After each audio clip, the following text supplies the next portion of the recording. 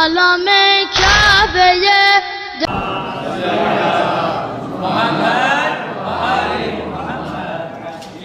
عزیزان محترم، ماہ رمضان ماہ رحمت ہے اور مغفرت ہے اور جہنم سے نجات کا مہینہ ہے۔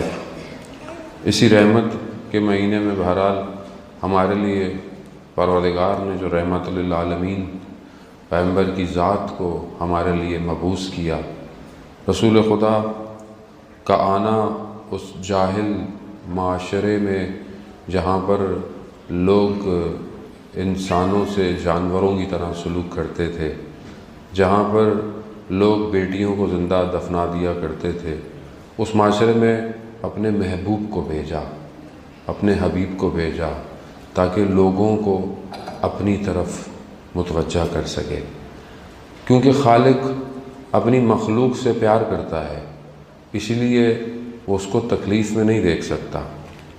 حضرت نوح نے جب کشتی میں سوار تھے اور جب طوفان ختم ہوا، کشتی رکی، چھٹے امام سے روایت ہے، جب کشتی رکی تو مومنین نیچے اترے تو شیطان حضرت نوح کی خدمت میں آیا، کہا کہ مجھے کئی سال لگتے ان لوگوں کو جہنم میں لے کے جانے کے لیے، مگر آپ نے بد دعا دے کر ان سب کو جلدی جہنم بھیج دیا۔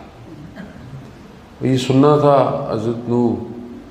ایسے میں حضرت جبرائیل آئے اور حضرت نوح کو کہا کہ یہ سمندر کنارے، دریا کنارے، یہ جو مٹی ہے اس سے چیزیں بناؤ، کوئی برتن، کوئی چیز بناؤ۔ تو انہیں وقت لگا، اس مٹی سے چیزوں کو بنایا۔ جب وہ بن گئیں تو پھر کہا ان کو توڑ دو۔ تو حضرت نوح نے کہا کہ میں نے اتنی محنت سے بنایا ہے، توڑتے وقت ان کو، مطلب یہ نہیں کہ انہوں نے منع کیا، لیکن ایک چیز خود بنائی تھی، اسے توڑتے وقت تکلیف ہوئی۔ تو وہاں سے آئی آواز کہ مگر وہ بھی تو ہماری مخلوق تھی جس کے لیے تم نے بد دعا کی تھی۔ عزیزان محترم، اصلا خدا اپنی مخلوق سے محبت کرتا ہے۔ حضرت نوح کو واقعاً تکلیف ہوئی، حضرت نوح کئی سال تک تبلیغ کرتے رہے۔ اتنا روایات میں ہے کہ بعض اوقات حضرت نوح کو اتنی تکلیف دیتے تھے، اتنا مارتے تھے کہ حضرت نوح کئی دن تک بے ہوش اور خونوں میں لہو لہان رہتے تھے۔ خوب یہ بہرحال مخلوق نہیں پہچانی اپنے ہادیوں کو جو بھیجے۔ اسی دور میں کہ جہاں اتنی مشکلات تھیں، وہاں پر اللہ نے اپنے آخری نبی کو بھیجا، آخری پروفٹ کو بھیجا۔ وہ پروفٹ رحمت للعالمین ہے، یعنی سب کے لیے رحمت ہے، عالمین کے لیے رحمت ہے، سب کے لیے، نہ صرف ہمارے لیے۔ وہی پروفٹ خود ارشاد فرماتے ہیں کہ انی لم ابعث لعانا ولکنی بعثت داعیا ورحمہ، میں لعن اور نفرین کے لیے نہیں بھیجا گیا، میں جو ہوں وہ تمہیں جو ہے وہ سوئے حق کی طرف دعوت دینے کے لیے بھیجا گیا۔ خب یہ رسول خدا فرما رہے ہیں، ہمارا کیا کام ہونا چاہیے؟ ہمیں رسول کی اطاعت کا حکم دیا ہے۔ ہم بھی اپنی سوسائٹی، اپنی کمیونٹی، اپنے آپس میں لوگوں کو لعن کرنے کے بجائے حق کی دعوت دیں۔ خب یہ بہت آسان ہے، انگلی اٹھانا، کرٹک کرنا، وہ ایسا ہے، وہ ایسا ہے۔ خب ہم میں بھی تو برائی ہیں، ہم کون سے اچھے ہیں؟ ہر آدمی کے اندر، میں آپ کو نہیں کہہ رہا، خود بعض اوقات لوگ کہتے ہیں مولانا صاحب ہمیں غلط ہے، میں اپنے آپ کو کہہ رہا ہوں آپ بہت اچھے ہیں، آپ پرہیزگار ہیں، تقویٰ گزار ہیں، لیکن میرے اپنے اندر بھی تو نقص پائے جاتے ہیں، میرے اپنے اندر بھی کمیاں ہیں۔ لیکن اگر میں دعوت حق کی طرف بلاؤں، اگر میں سمجھتا ہوں چیز اچھی ہے تو لوگ آئیں گے، کیونکہ دیکھیں دنیا میں جو چیز اللہ نے بنائی ہے وہ ہر چیز خوبصورت ہے۔ خدا نے خیر کو خلق کیا ہے، خیر یعنی اچھائی کو خلق کیا، خدا نے برائی کو خلق نہیں کیا۔ یہ جو لوگ بعض اوقات غلط کام کرتے ہیں، کہتے ہیں خوب یہ بھی اللہ نے بنائی ہے، خوب اللہ نے برائی نہیں بنائی ہے۔ خیر کا نہ ہونا شر کو خلق کر دیتا ہے۔ یعنی مثال کے طور پر خوب اندھیرا کیا ہے؟ اندھیرا خود کچھ نہیں ہے، نور کا، روشنی کا نہ ہونا اندھیرا ہے۔ تو اگر ہم نور پھیلائیں، روشنی پھیلائیں، خوب اندھیرا نہیں ہوگا. خوب رات کیسے ہوتی ہے؟ جب سورج غروب ہو جاتا ہے تو رات ہوتی ہے. کیوں؟ کیونکہ روشنی ختم ہو گئی ہے. وہ سورج طلوع ہوتا ہے، خورشید سن جب آتا ہے دوبارہ دن ہو جاتا ہے، دوبارہ روشنی ہو جاتی ہے. تو برائی یا شر ایسے ہی ہے، خیر نہ ہو تو شر ہوتا ہے. اگر آپ کی خلوت میں خدا نہ ہو تو بس شیطان آ جائے گا. اگر ہم اپنی تنہائی میں، اپنے اکیلوں میں خدا کو یاد کریں تو پھر کبھی بھی برائی نہیں آئے گی ہمارے پاس. عزیزان محترم، خوبصورتی، جمال، زیبائی کیا ہے؟ فلاسفر اس کو کیا کہتے ہیں؟ اصل زیبا ہونا، بیوٹیفل ہونا، یا فرینچ میں کیا بیوٹیفل، خوب یہ کیا ہے ہر شخص کے حساب سے؟ یعنی جب کوئی شخص کسی چیز کو بیوٹیفل دیکھتا ہے، ہر شخص کو ایک چیز خوبصورت نظر آتی ہے. وہ کیوں ہے؟ اس کا ایک نظم ہے، ایک طریقے سے ہے، ایک اس کے اندر ایک چیز ہے کہ جو اس کے اندر پائی جاتی ہے. مثال کے طور پر ایک بچے کو ایک پھول، ایک فلاور اچھا لگتا ہے. کیا وہ فلاور اچھا لگتا ہے یا اس کا ریڈ کلر اچھا لگتا ہے، یا اس کا وہ کلر ہے جو اس کو اٹریکٹ کر رہا ہے؟ خوب کوئی چیز ہے، یا وہ خود پھول ہے، یا اس کے اوپر کی کوئی چیز ہے جو ہو سکتا ہے ریڈ کلر کسی اور چیز پہ اسے اچھا نہ لگے. یعنی اصل اس چیز کا وجود ہے جو اس کو اٹریکٹ کر رہا ہے. خوبصورتی ایسی ہے، خوبصورتی اصل میں وجود ہے، زیبائی وجود ہے جو پروردگار نے اس کائنات میں رکھی ہوئی ہے، اور یہ انسان کو اٹریکٹ کرتی ہے. اور کس کو کیا اٹریکٹ کرتا ہے اب یہ اس کے اوپر ہے. مثال کہ مجھے اگر کوئی چیز اٹریکٹ کر رہی ہے، مجھے کوئی چیز کھینچ رہی ہے، تو وہ کیا ہے؟ کیونکہ میں اس کی طرف کھنچتا ہوں تو وہ مجھے کھینچ رہی ہے. ہو سکتا ہے جو چیز مجھے اچھی لگتی ہو آپ کو نہ لگے اچھی. کیوں؟ کیونکہ آپ کو اٹریکٹ نہیں کر رہی ہے. تو اس کا کیا مطلب ہے؟ یہ اس اٹریکشن یعنی جو زیبائی ہے اس کے دو مفہوم ہیں. ایک صوری یعنی پکچر، فوٹو یعنی جو چیز آتی، اور ایک مانوی ہے یعنی ایک انسان کے اندر کی خوبصورتی ہے جسے وہ دیکھ رہا ہے.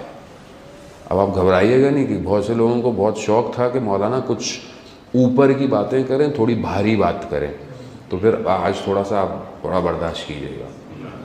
صلوات بھیج دیں محمد والے محمد.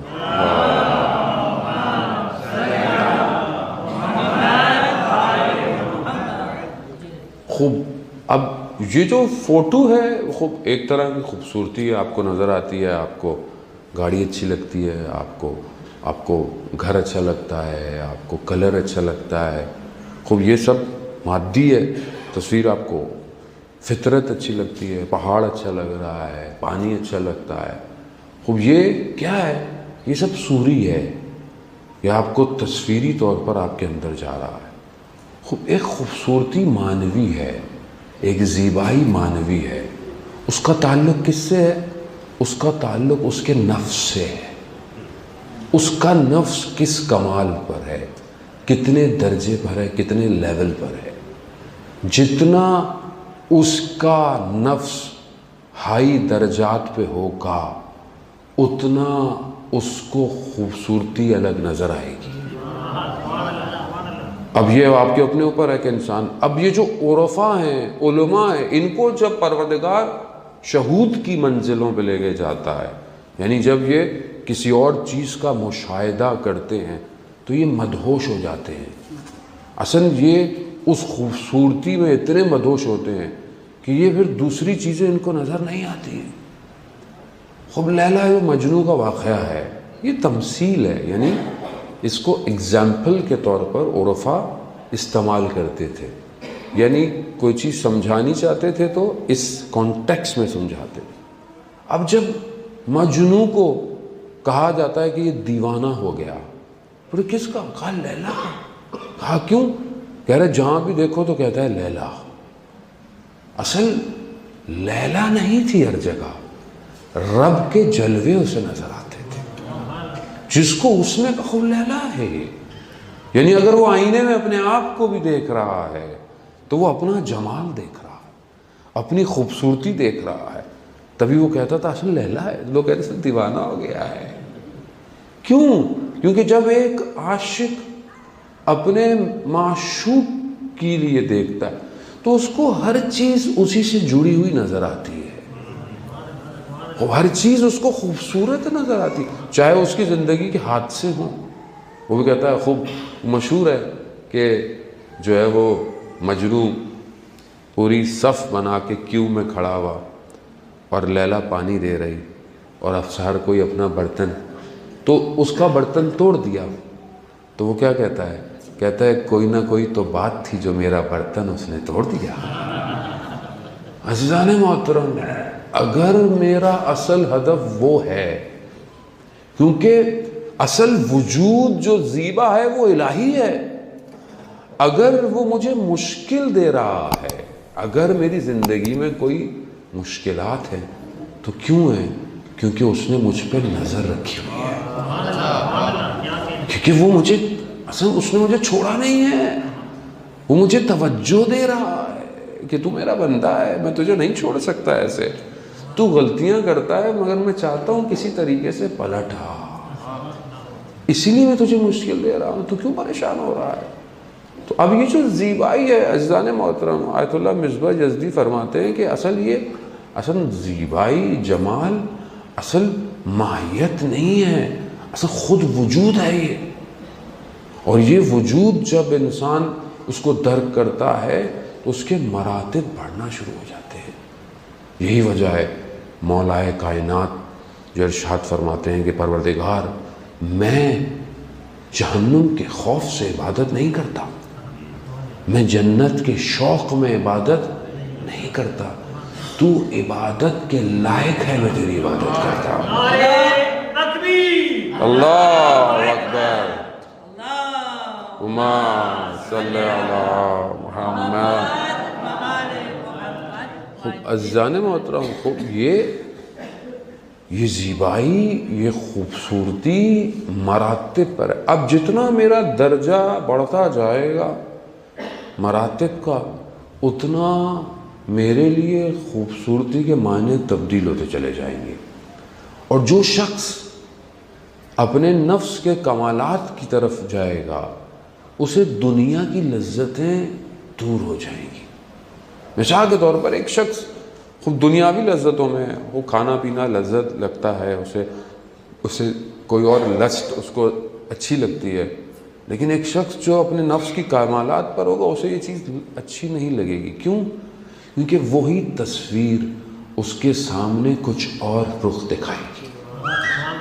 خوب اس کی مثال کیا تھی کہ جب حضرت یوسف زلیخا کے سامنے آئے اور 7 دروازے بند تھے تو حضرت یوسف کو زلیخا کی خوبصورتی نظر نہیں آئی.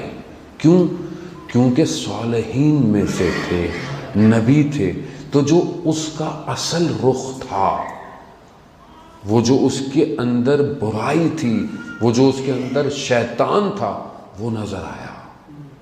تبھی حضرت یوسف کہتے ہیں پروردگار میں تیری پناہ چاہتا ہوں.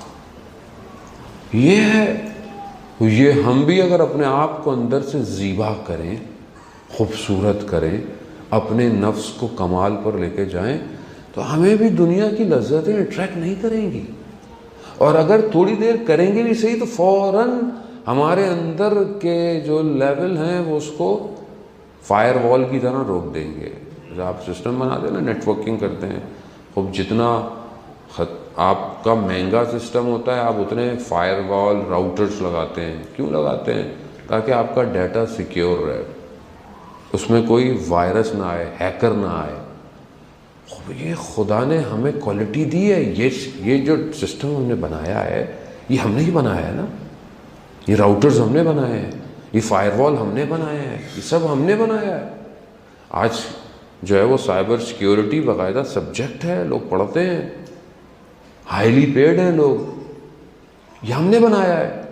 تو جب ہم ایک چیز ظاہر میں ڈیزائن کر سکتے ہیں تو اس سے کہیں زیادہ ہم باطن میں ڈیزائن کر سکتے ہیں. خوب ہم اپنے لیے فائر وال ڈیزائن کریں ہر چیز کو اندر نہ آنے دیں، ہر خواہش کو اندر نہ آنے دیں، ہر تصویر کو اندر نہ آنے دیں۔ خوب کمال یہی ہے کہ انسان جو ہے وہ اپنے اندر کے فائر وال کو ایکٹیویٹ کرے۔ شاید سامنے اس کے کچھ آئے لیکن اس کی توجہ کہیں اور ہو۔ جمال شمس تبریز جائیں تو وہاں آیت اللہ شمس تبریز خیابون ہے، وہاں پر ایک مقبرہ ہے جمال تبریزی کا۔ تو عالم دین کہتے ہیں کہ میں وہاں گیا تھا تبلیغ پہ، تو میں نے پوچھا کہ بھئی ان کے بارے میں کیا ہے، تو کہتے ہیں یہ وہ تھا جو ایک گاڑی میں لے کر لوگوں کا سامان اٹھانا، ادھر سے لے کے جانا ادھر سے لے کے جانا، کبھی کندھے پہ اٹھانا، یہ سامان اٹھاتا تھا لوگوں کا۔ ایک دن ایک چھت پہ ایک بچہ ایسے ہی ایک کبوتر کے پیچھے بھاگ رہا تھا، اور کبوتر کبھی اڑ جاتا کبھی اڑ جاتا۔ کبوتر اچانک سے آ کے چھت کی بالکل کونے پہ آ کے، اب اگر بچے نے اس پہ پکڑنے کی کوشش کی تو وہ بچہ نہ کودنا تھا، وہ وہی ہوا، اس نے کوشش کی، کبوتر اڑ گیا، بچہ اوپر سے نیچے گرنے لگا۔ اب یہ جمال تبریزی نیچے سے گزر رہے تھے، جب انہوں نے اس کو دیکھا تو انہوں نے صرف کہا یا اللہ، بچہ وہیں رک گیا ہوا میں۔ یہ پھر اس کے پاس گیا، کہا کہ اب آ جائے، نیچے آیا، لوگ بھاگے، تاجر دکاندار، یہ تو اولیاء خدا ہے، یہ تو عیسیٰ ابن مریم ہے، یہ کیا؟ اس نے کہا نہیں نہیں میں کچھ نہیں ہوں، میں جمال ہوں۔ کہا مگر یہ سب کیسے ملا؟ کہا ساری زندگی جب میرے پروردگار نے مجھے کہا جمال یہ کرو وہ کرو یہ کرو، میں نے لبیک کہا۔ ایک دفعہ میں نے جب کہا یا اللہ تو خدا نے بھی میری بات کو سن لیا۔ صلی اللہ محمد۔ عزیزان محترم، خوب انسان اپنے اندر کے جمال کو ایکٹیویٹ کرے۔ پروردگار کیا کہتا ہے؟ پروردگار کہتا ہے ان اللہ، خود پروردگار کیا ہے؟ ان اللہ جمیل، پروردگار جمیل ہے، یحب الجمال، پروردگار خوبصورتی سے محبت کرتا ہے۔ خوب اسی لیے انسان آیتیں روایات کہتے ہیں خذوا زینتکم، جب تم مسجد میں جاؤ تو صاف ستھرے ہو کے جاؤ، زینت کے۔ ورتل القرآن ترتیلا، قرآن کو بہتر طریقے سے خوبصورتی سے پڑھو۔ خود کہہ رہا ہے قرآن، یہ کہہ رہا ہے پروردگار قرآن میں کہتا ہے کہ میں نے زینا، ہم نے آسمان کو زمین کو ستاروں سے زیبا کیا ہے، پروردگار کہہ رہا ہے۔ اس لیے رسول خدا جب کسی کو بھیجتے تھے لیٹر لے کر، جو دوسرے لوگوں کے پاس جاتے تھے، رسول خدا خوبصورت شخص کا، جس کا چہرہ اچھا ہو، جس کے اپیرنس اچھی ہو، اس کا انتخاب کرتے تھے۔ خود رسول خدا عطر لگاتے تھے، خوشبو لگاتے تھے، خوب، کیونکہ اسلام خود کہتا ہے خوب اسلام خوبصورتی کو پسند کرتا ہے۔ وہ ہمارے ابھی تو مارکیٹنگ میں ٹرم یوز کرتے ہیں نا کہ first appearance is last appearance, first impression جو ہے وہ لاسٹ امپریشن۔ اس لیے جو سیلز مین اور مارکیٹنگ آدمی اسے بہت فٹ رہنا چاہیے اپنے آپ کو، کیونکہ آدھی سیل اس کی اپیرنس سے ہوتی ہے، باقی وہ جب بولے گا تو پتہ چلے گا کیا ہے۔ لیکن فرسٹ خوب انسان کو ملے تو خوب، اگر انسان اپنے آپ کو شکل صورت تو خدا ہی نہیں دی ہے، لیکن صاف تو رکھ سکتا ہے انسان اپنے آپ کو، اچھا تو رکھ سکتا ہے، صاف ستھرا، خوب، یہ بہت ضروری ہے۔ آپ تو ویسے ہی فرینچ اسٹیٹ میں رہتے ہیں، تو فرینچ تو ویسے ہی مشہور ہے خوشبوؤں کی وجہ سے، تو انسان خوشبوؤں سے اپنے آپ کو معطر رکھے، لیکن اتنی بھی خوشبو نہ لگائے کہ سامنے والے والے کچھ زیادہ ہی لگا دی ہے، خوشبوئیں لگائے۔ لیکن خواتین کو خیال کرنا چاہیے، کیونکہ محرم نامحرم خوشبو نہ سونگے، اس چیز کا ہمیں خیال کرنا چاہیے کہ اتنی بھی خواتین خوشبو نہ لگائی ہو کہ سامنے سے گزریں تو بندہ گھومتا ہی رہے، خوب احتیاط کرنی چاہیے۔ یہ بہرحال محرم نامحرم کے جو احکامات ہیں، یہ ہمیں بہرحال اس کو سیکھنا چاہیے۔ اسلام خامخواہ کسی چیز کو نہیں کہتا عزیزان محترم، خوب یہ بہت ضروری ہے۔ بعض اوقات ہماری بہنیں سسٹر حجاب کرتی ہیں، لیکن بعض اوقات ان کا حجاب اٹریکٹ کرتا ہے، خوب یہ بھی خیال رکھنا چاہیے۔ خوب یہ ذمہ داری ہے انسان، خاتون کی خوبصورتی اس کے شوہر کے لیے ساری، اسی لیے اسلام کہتا ہے کہ باہر نکلو ڈھانپ کے جاؤ، خوب گھر میں اپنے شوہر کے سامنے خوبصورت رہو۔ ہمارے ہاں باہر لوگ تیار ہو کے جاتے ہیں اور وہ گھر آتا ہے بیچارہ تو عجیب سی حالت میں دیکھتا ہے، اچھا اس کو پھر دوسری باہر والی اٹریکٹ کر رہی ہوتی ہے، وہ بیچارہ کیا کرے؟ وہ خوب آپ کوشش ایسے کریں بھائی آپ گھر میں تیار ہو تاکہ یہ باہر نہ نکلے، یہ بہانے سے باہر جاتا ہے، کبھی سودا لینے جا رہا ہے، کبھی کہاں جا رہا ہے، کبھی کہاں جا رہا ہے، آپ اس کو نہ جانے دیا جائے۔ خوب کیونکہ اصل خوبصورتی گھر کے لیے ہے، عورت کی گھر میں خوبصورت رہیں، تیار رہیں۔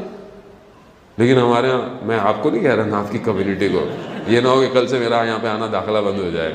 صلوات بھیج دیں محمد و آل محمد۔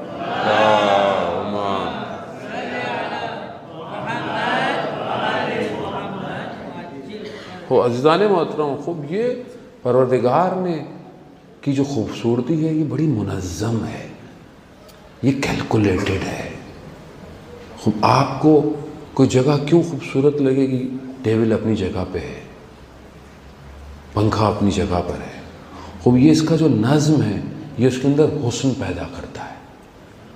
ہماری زندگی میں کتنا نظم ہے کہ اگر کوئی مجھے دیکھ رہا ہے دور سے، اگر میں خود اپنے نفس سے باہر نکل کر اپنے وجود کو دیکھوں تو کیا میری زندگی خوبصورت ہے، نظم ہے یا نہیں ہے؟ خوب بعض اوقات انسان کو دوسری چیزیں بہت اٹریکٹ، لیکن اپنے آپ کو منظم نہیں کرتا۔ اصل خوبصورتی ہے ہی مختلف چیزوں کا نظم ایک اندازے کے ساتھ۔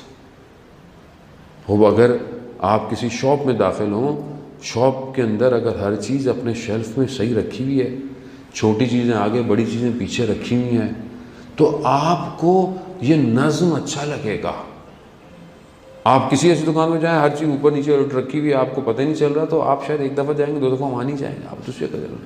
کیوں؟ کیونکہ انسان کی فطرت جو ہے وہ خوبصورت ہے، اور جب انسان دنیا میں آتا ہے تو ایسا خوبصورت آتا ہے، معصوم آتا ہے، اور وہ جہاں رہتا ہے، جہاں پلتا بڑھتا ہے، اس کے اثرات اس کے اندر کی چیز کو جو ہے وہ اثر کرتے ہیں۔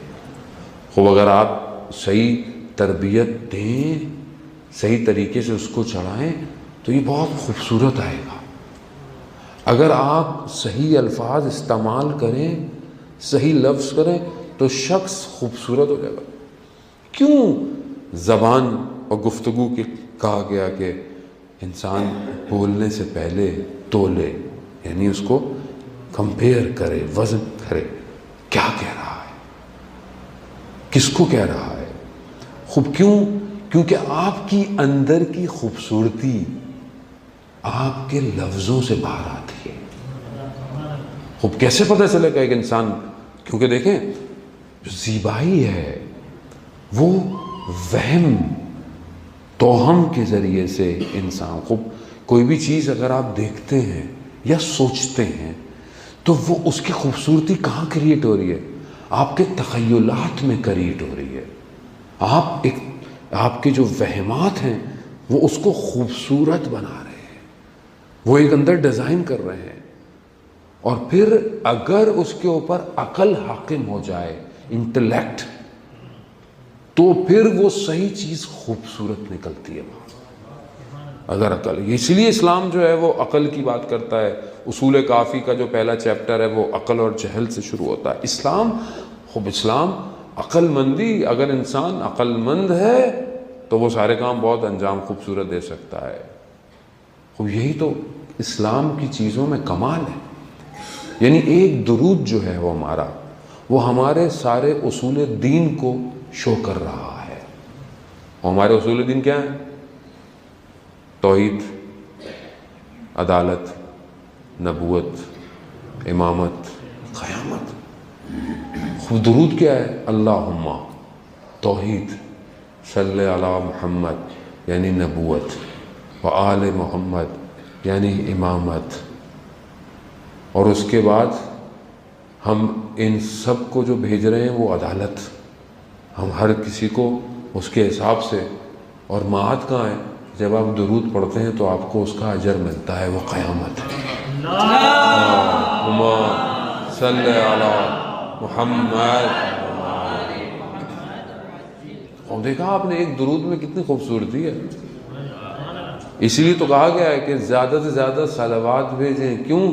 کیونکہ صلوات ایک ایسا ذکر ہے جو ہماری ہر چیز کو پروردگار کی بارگاہ میں لے کے جاتا ہے. اللہم صلی علی محمد.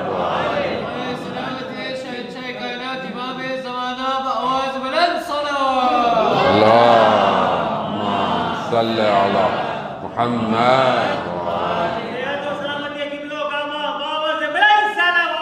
اللہم صلی علی محمد وآل محمد. عزیزان محترم، خوب اس لیے کہا جاتا ہے کہ آپ اپنی دعا کے پہلے اور دعا کے آخر میں صلوات بھیجیں. کیوں؟ کہ پتہ نہیں میری دعا جائے نہیں جائے گی مگر صلوات تو جائے گا. تو اسی چکر میں جو ہے وہ ہماری دعا بھی پوری ہو گئی.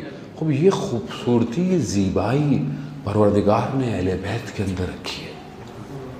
خوب یہ چہرے ایسے تھے، ان کا خوب ظاہر بھی ایسا تھا کہ سر لوگ جذب ہو جاتے تھے. رسول خدا قرآن کی تلاوت ایسے کرتے تھے کہ کفار مکہ اٹریکٹ ہو جاتے تھے قرآن سننے کے لیے. اس لیے کہا ہے کہ قرآن کو انسان جو ہے وہ خوبصورت پڑھے. ماشاءاللہ یہاں بچے میں روز دیکھتا ہوں دعا افتتاح پڑھتے ہیں، دعائیں پڑھتے ہیں. بہت اچھی بات ہے کہ آپ نے اپنی نسل کو اس چیز کے لیے موٹیویٹ کیا. اتنی خوبصورت آواز میں پڑھتے ہیں کہ خدا ان کی دنیا اور آخرت دونوں کو خوبصورت کرے. خوب یہ بہت ضروری ہے، یہ زیبائی یہ بہت ضروری ہے. عزیزان محترم اس کو سمجھیں. پروردگار قرآن کے اندر جمال ایک ہی جگہ پر جمال ہے، اور وہ کہاں ہے؟ سورہ نحل کے اندر پروردگار کہہ رہا ہے وَلَكُمْ فِيهَا جَمَالٌ، اور تمہارے لیے اس میں جمال ہے. کب؟ کہ جب یہ پلٹتے ہیں، جب یہ جاتے ہیں. میں پہلے سوچتا تھا یہ پروردگار نے جمال استعمال بھی کیا تو کہاں کیا؟ کس کو پلٹنے کو کہا آپ کو پتہ ہے؟ ہینا تصرفون، یعنی ایک ٹائم پہ آ رہے ہوتے ہیں، ایک ٹائم پہ جا رہے ہوتے ہیں. کس کے لیے؟ یہ جو شیپس کا، گوڈس کا ریوڑ ہوتا ہے نا، جس میں بہت سارے جانور، جب یہ اپنے غلے کی طرف جہاں پر ان کو رکھا جاتا ہے، جب یہ اس میں آ رہے ہوتے ہیں اور جب یہ صبح نکل رہے ہوتے ہیں گھاس کھانے کے لیے، گراس کھانے کے لیے، خدا کہہ رہا ہے کہ اس میں تمہارے لیے جمال ہے. اللہ، اس میں پروردگار کیا جمال ہے! کہا کیا خوب. جب علماء اس کی تشریح کرتے ہیں کہہ رہا ہے کیا؟ کہہ رہا ہے ایک تو یہ کہ یہ یونائٹڈ رہتے ہیں، یہ جڑے ہوئے رہتے ہیں. یہ ایسا لگتا ہے کہ بس ایک جہاں جاتا ہے تو یہ سارے وہیں جا رہے ہوتے ہیں. اور یہ خود اپنی مرضیاں نہیں کرتے، یہ اپنے رہبر کو دیکھتے ہیں کہ وہ کیا کر رہا ہے. یہ اپنے لیڈر کو دیکھتے ہیں کہ جہاں ان کا لیڈر جاتا ہے یہ اسی سوچ کے ساتھ، اسی کمبینیشن کے ساتھ واپس آ جاتے ہیں. آپ ڈاکیومنٹریز دیکھ لیں، آپ انٹرنیٹ پہ دیکھ لیں، آپ یہاں دیکھ لیں، آپ دیکھتے ہیں ایک بھیڑ بھاگتی ہے، ایک شیپ بھاگی، سارے پیچھے بھاگی، ایک طرف جائے گی. اس لیے وہ ان کو کمبائن کر کر کے چلتے ہیں کہ وہ، اور وہ ایک ہی اس کے ساتھ. پروردگار کہہ رہا ہے وَلَكُمْ فِيهَا جَمَالٌ، تمہارے لیے اس میں خوبصورتی ہے، تمہارے لیے اس میں جمال ہے. خوب انسان درس لے ان چیزوں سے. پروردگار کہتا ہے فَلَا تَتَبَّرُونَ، اور تم فکر نہیں کرتے، تم تدبر نہیں کرتے. فَلَا تَعْقِلُونَ، تم عقل نہیں کرتے، تم سوچتے نہیں ہو ان ساری چیزوں کو. خوب یہ ساری نشانیاں خدا کی ہمارے پاس ہیں. اگر انسان ایک پودے کو دیکھ لے عزیزان محترم، خوب ہم بعض اوقات کہتے ہیں کہ انسان کا عمل جو ہے علم بہت ہونا چاہیے. مولانا اور علم دیجئے، اور علم دیجئے. علم جتنا بھی ہو، عمل اگر ہوگا تو علم فائدہ دے گا. اگر عمل نہیں ہے تو علم ایک انبار کی طرح ہے، ایک بھاری چیز جو ہم لے کے ٹہل رہے ہیں. وہ ایک بیج کو، ایک سیڈ کو کیا چیز چاہیے ہوتی ہے نکلنے کے لیے؟ کیا اس کا جو ثمر، اس کا جو پھل ہوتا ہے بیج کا، کیا اس کا وہ جو فروٹس ہیں؟ نہیں.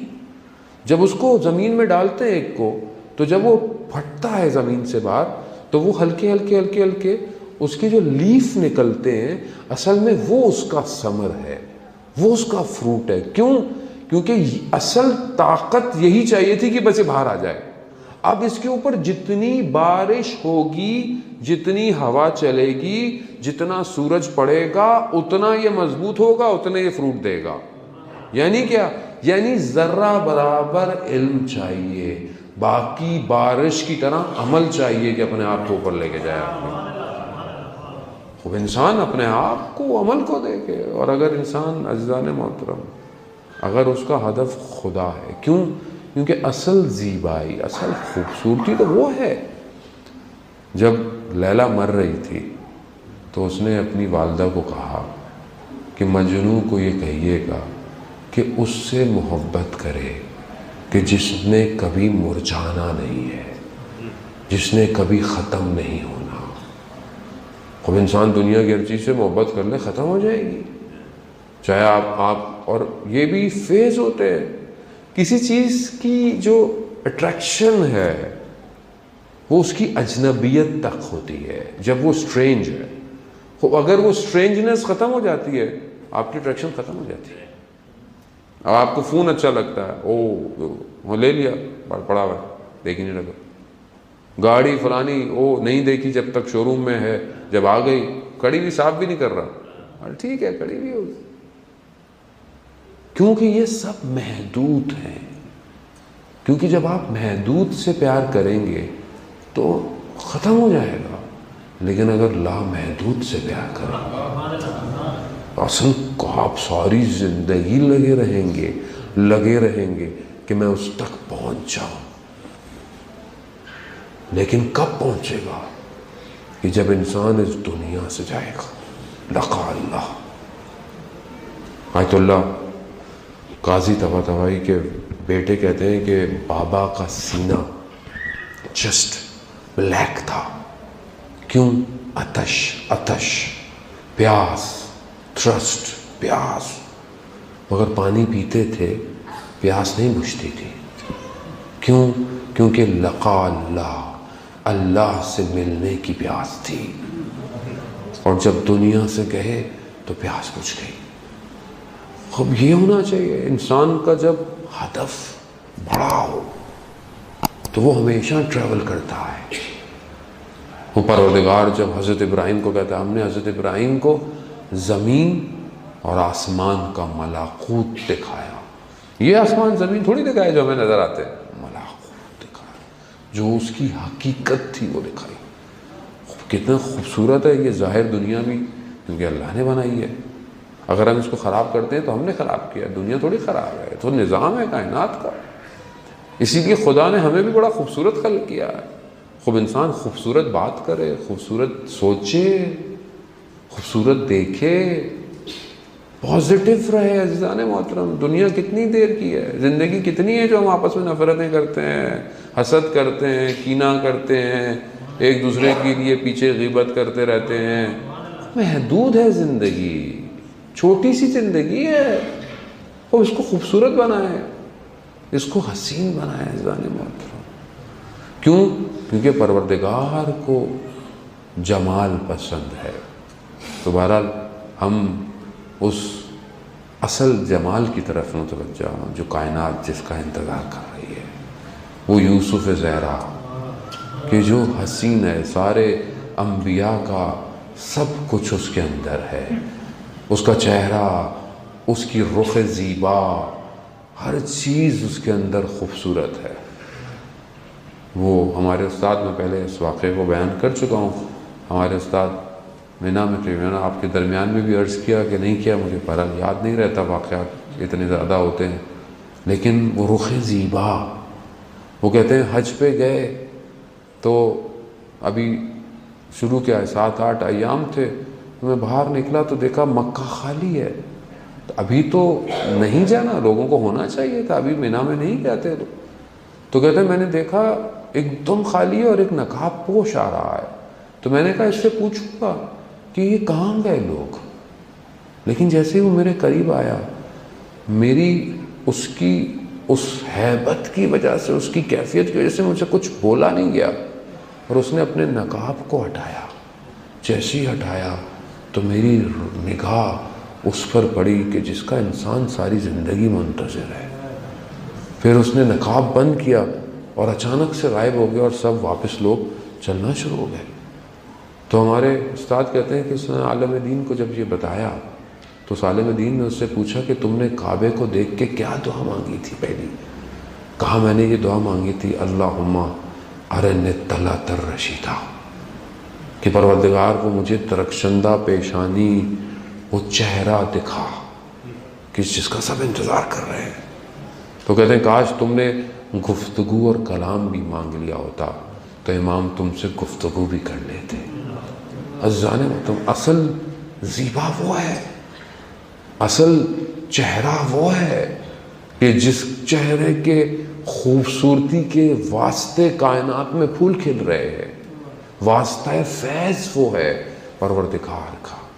ہر چیز دنیا میں جو اچھائی ہو رہی ہے، کوئی بھی کر رہا ہو، اتا رستے سے کوئی پتھر اٹھاتا ہے، کوئی کسی کے لیے اچھا سوچتا ہے، یہ ساری اچھائیاں، یہ ساری خوبصورتیاں اس ایک کی وجہ سے ہیں کائنات میں. وہ کہاں ہے؟ میں کیوں نہیں تلاش کرتا اسے؟ کتنا میرا دل اسے یاد کرتا ہے. ماہ رمضان ماہ امام زمان ہے. خبائیں کم از کم ہم 30 دن اپنے امام کو یاد کریں، چاہے تھوڑی دیر ہی صحیح، تاکہ پتہ چلے کہ یہ رمضان امام زمانی ہو گیا ہے. کیونکہ اصل وہی ہے کہ جس کا ہر چیز انتظار کر رہی ہے. اصل خوبصورتی یہ ساری ہماری کیا خوبصورتیاں ہیں؟ ہمارے کلام میں بھی اگر خوبصورتی ہے تو اس کے ذکر کی وجہ سے ہے. کیوں؟ کیونکہ ہم اس کا ذکر کر رہے ہیں. یوسف زہرا ہے، وہ حضرت زہرا کا لال ہے. بیوی خود انتظار کر رہی ہیں.